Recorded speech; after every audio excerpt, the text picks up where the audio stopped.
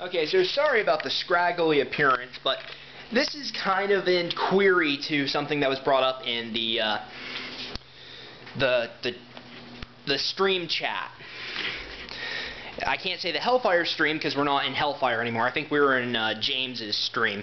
But is it Bass or Bass brought up the fact that he hadn't really watched Dragon Ball.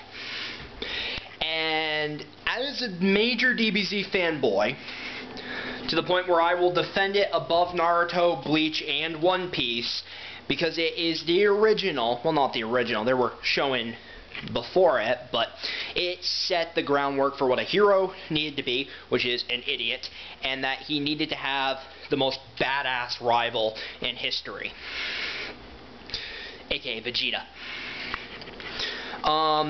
So here's all you really need to know. Watch Dragon Ball. Watch Dragon Ball Z. You can either choose Kai or the original. The original has some filler in it, but some of the filler is okay. Kai cuts out a lot of it, and it ends right at the end of the Cell Saga. In the original, you have the Buu Saga, which is really when the series went downhill. I'd only watch the Buu Saga if you want a nice wrap-up to the series, because it does, at the very last episode, wrap up the series nice and well. But it's also when some of the more epic fight scenes happen, like, you know, the fusions and the Super Saiyan Freeze start wreaking havoc. As for GT, in the end of the day, it's really your choice. A lot of people like it, a lot of people hate it. It is what it is. I've seen it all the way through. I enjoyed it for what it was, because it was a nice conclusion to Dragon Ball, the Dragon Ball saga, to me at the time. Since then, I don't know how to feel about it.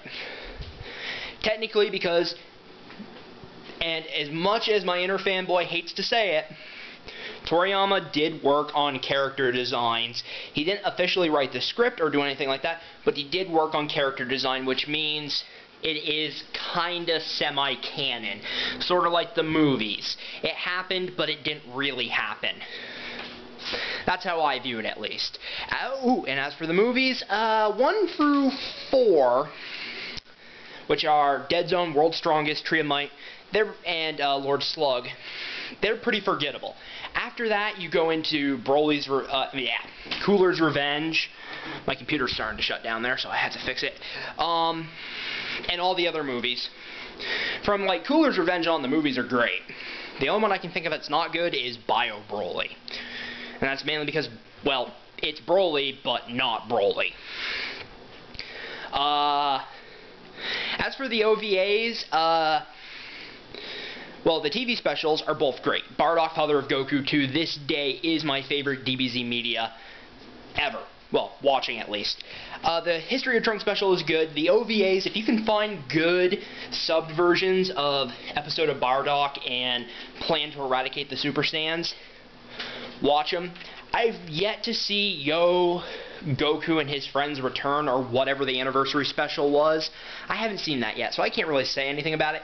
But from what it looked pretty piss poor. And I guess the only thing after that would be to keep your eye out for the movie that comes out next year. Yeah, an actual animated movie, which we'll probably not get here in America because, well, ever since Plan to Eradicate the Super Saiyans, a lot of stuff hasn't gotten dubbed. Oh well. That's really all you really need to know about Dragon Ball if you ever want to watch any of it.